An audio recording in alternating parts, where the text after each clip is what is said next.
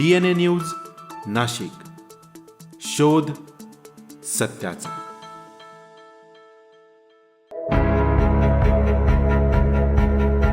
नाशिक त्र्यंबकेश्वर कुंभमेळा विकास कामांचा जिल्हाधिकारी कार्यालयात आढावा।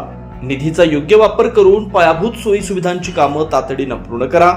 साधुग्राम परिक्रमा मार्ग आणि विमानतळ विस्तारीकरणाला गती देण्याच्या सूचना।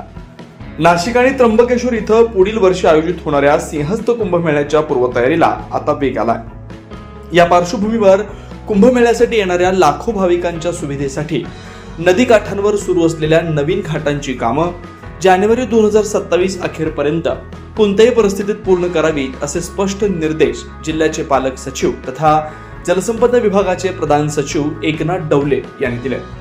जिल्हाधिकारी कार्यालयातील मध्यवर्ती सभागृहात आयोजित करण्यात आलेल्या कुंभमेळा विकास कामांच्या विशेष आढावा बैठकीत ते बोलत होते। या महत्त्वाच्या बैठकीला नाशिक परिक्षेत्राचे विशेष पोलीस महानिरीक्षक संजय ऐनपुरे, पोलीस आयुक्त संदीप कर्णिक, महापालिका आयुक्त मनीषा खत्री, जिल्हाधिकारी आयुष प्रसाद, पोलीस अधीक्षक डॉक्टर स्वामी, उपवनसंरक्षक सिद्धेश सावर्डेकर, राकेश सेपट यांच्यासह विविध विभागांचे वरिष्ठ अधिकारी उपस्थित होते। बैठकीत कायदा व सुव्यवस्था, वाहतूक, नियोजन आणि पायाभूत सुविधांच्या सद्यस्थितीवर सविस्तर चर्चा करण्यात आली। पालक सचिव एकनाथ डवले यांनी सांगितलं की सिंहस्थ कुंभमेळ्यासाठी शासनानं मोठ्या प्रमाणावर निधी उपलब्ध करून दिला। हा सोहळा अत्यंत जवळ आला असल्यानं सर्व संबंधित विभागांनी समन्वय ठेवून कामांना गती देणं गरजेचं आहे। रस्ते आणि पायाभूत सुविधांची कामं वेळेत पूर्ण होण्यासाठी अधिकाऱ्यांनी प्रत्यक्ष क्षेत्राला भेटी देऊन पाहणी करावी। तसेच साधुग्राम, नाशिक परिक्रमा मार्ग, द्वारका सर्कल, रामकाल पथ, त्र्यंबकेश्वर येथील दर्शन पथ आणि ओझर विमानतळ विस्तारीकरण यांसारख्या महत्त्वपूर्ण प्रकल्पांच्या कामांना वेग वाढवावा असं सांगत या सर्व कामांचा लवकरच पुन्हा आढावा घेतला जाईल असं त्यांनी स्पष्ट केलं। बैठकीदरम्यान विविध यंत्रणांच्या प्रमुखांनी आपापल्या विभागाच्या कामांचा प्रगतीपथावरील अहवाल सादर केला।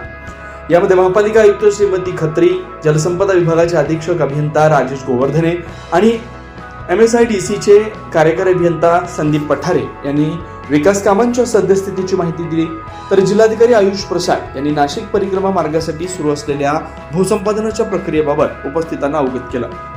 विशेष पोलीस महानिरीक्षक श्री ऐनपुरे आणि पोलीस आयुक्त श्री कर्णिक यांनी सुरक्षिततेच्या दृष्टीनं आवश्यक असणाऱ्या विविध उपाययोजनांबाबत महत्त्वपूर्ण सूचना केल्या।